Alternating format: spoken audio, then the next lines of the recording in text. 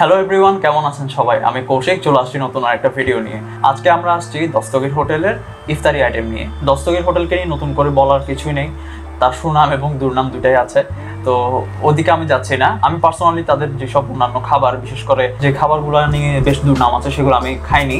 তো আজকে তাদের ইফতারি আইটেম যেগুলো আছে এগুলো আনা হয়েছে। এখানে সবগুলো কিন্তু তাদের না। যেমন অন্থন, এটা হচ্ছে দস্তগীর হোটেলের। সমোচা, এটা হচ্ছে দস্তগীরের। তারপর পেঁয়াজু দস্তগীরের। আর এখানে হালিম আছে, হালিম যেটার প্যাকেজিংয়ের অবস্থা খুবই খারাপ, এটা দস্তগীর হোটেলের। আর এখানে বেগুনিটা ভিডিও শুরুতে দেখতে পেয়েছিলেন, বেগুনি বানানোর কাজ, ওটা আমার মা করছিল, এটা আমার বাসায় বানানো। আর এখানে যে ছোলা আছে, ছোলাটাও আমার বাসায় বানানো। আপনাদেরকে এবার এখন প্রাইসিংটা একটু বলে দিই।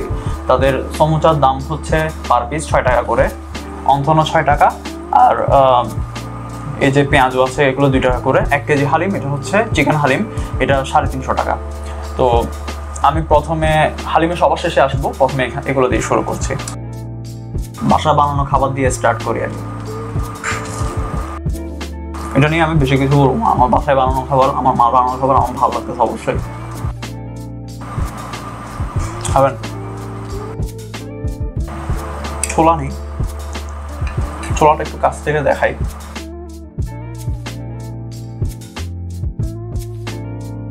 আজকে এখানে আপনাদেরকে একদম প্রপার ইফতারি আইটেম যেগুলো আছে সেগুলোই দেখাচ্ছি।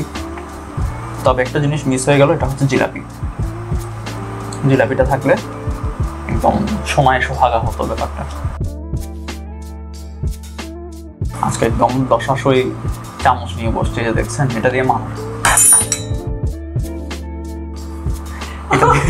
এটা দিয়ে মানুষের মাথা ফাটায় ফেলা যাবে। প্রথমে ছোলাটা খাই। বাসায় বানানো ছোলা অলওয়েজ বেটার হয়, সো এটা নিয়ে বাড়তি কিছু বলার নেই। এটার সাথে পেঁয়াজুটা খাই আগে।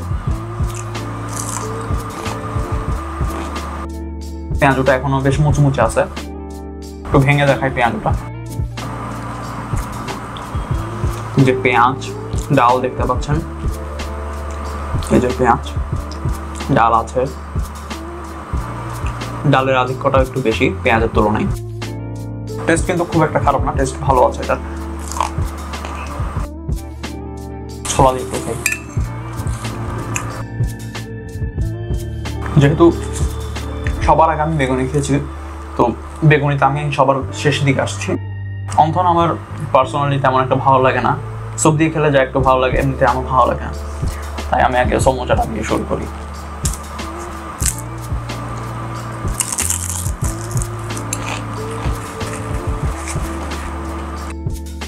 একটু দেখাই ভেতর কি আছে আপনাদেরকে।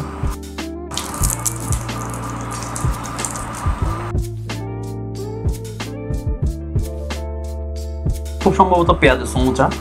6 টাকায় এখানে চিকেন দিবে, এটা আশা না করাই বেটার। টেস্ট এটা সমুচাটা এভারেজ। 6 টাকায় এর বেশি আশা করাও যায় না, বাট চলে আর কি, খুব আহামরি কিছু না। সমুচার ভেতরে পেঁয়াজ এবং অন্যান্য জিনিস দিয়ে যে পুরটা তারা বানিয়েছে, এটা আমার মুখে তেমন একটা ভালো লাগছে না।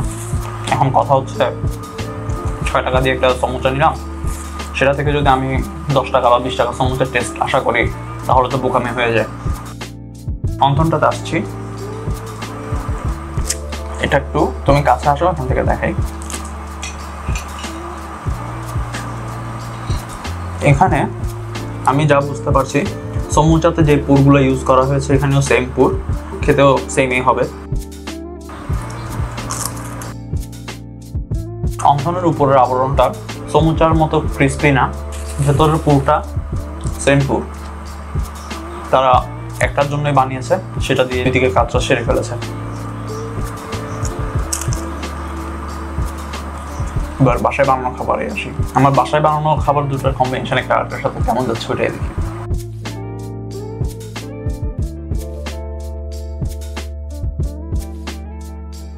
এগুলো আমি খাবো, পরে খাবো। তার আগে আমি আপনাদেরকে একটু তাদের হালিমের অবস্থাটা দেখাই। এটা হচ্ছে তাদের 1 কেজি হালিমের প্যাকেজিং এর অবস্থা, খুবই মেসি টাইপের।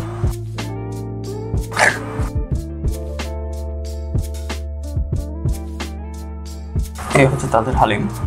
উপর থেকে দেখে এখনো পর্যন্ত আমার বেশ সময় লাগছে। সামান্য একটু তেল আছে এই জায়গাটা, একটু সামান্য একটু তেল।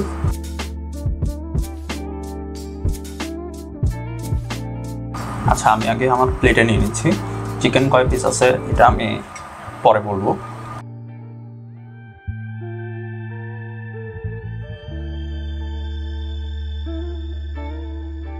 আপনারা হয়তো ভিডিওতে দেখেই বুঝতে পারছেন এটা বেশ ঘন। আমি এখানে 2 পিস নিয়েছি, এখানে হয়তো আরেকটা পিস, 3 পিস, 7 পিস। আপাতত আমি 7 পিসের মতো এখানে দেখতে পাচ্ছি। এরপরে বাড়তি যদি হয়ে থাকে তাহলে আমি আপনাদেরকে জানাবো। আরেকটা চিকেন নিতে ইচ্ছা করতেছে, আরেকটা চিকেন নিয়ে ফেলি। প্রথমে এটা আমি জাস্ট ডালটা একটু খেয়ে দেখবো কেমন। আপনি এটাতে ডালের টেস্টটা মুখে দেওয়ার সাথে সাথে ডালের টেস্টগুলো আপনি ইন্ডিভিজুয়ালি বুঝতে পারবেন। বাট এখনো পর্যন্ত অনেক রকমের ফ্লেভারের যে কিকটা আমি কুটুম বাড়ি থেকে পেয়েছিলাম, বা 5 ফোড়নের যে একটা আলাদা স্বাদ আমি কুটুম বাড়ি থেকে পেয়েছিলাম, এখানে কিন্তু সেটা আমি পাচ্ছি না। এখানে জাস্ট স্ট্রেট ফরওয়ার্ড ডালের টেস্ট। এবার চিকেনটা দিয়ে একটু খাবো, এরপর আমি এখানে টপিং আছে, টপিংটা নেবো আর লেবু নেবো।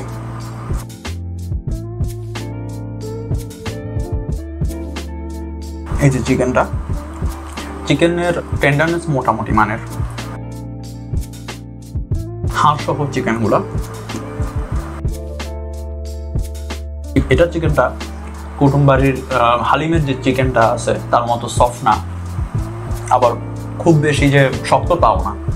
আবার আমি যদি কিচেন এশিয়ার সাথে কম্পেয়ার করি তাহলে কিচেন এশিয়াটাতে বেশি হাড় ছিল, মাংসের পরিমাণটা একদমই অতটা ভালো ছিল না। এখানে এটা মিডিয়াম বলা যায়, হাড় এবং মাংসের পরিমাণটা মিক্সড। চিলি ফ্লেক্স গতবার নিয়ে আমার অবস্থা খারাপ হয়ে গেছিলো, আমি সামান্য একটু নিচ্ছি। চিলি ফ্লেক্সের মধ্যে পেঁয়াজ বেরেস্তা, গাজর আর মরিচ, লেবুটা নিচ্ছি।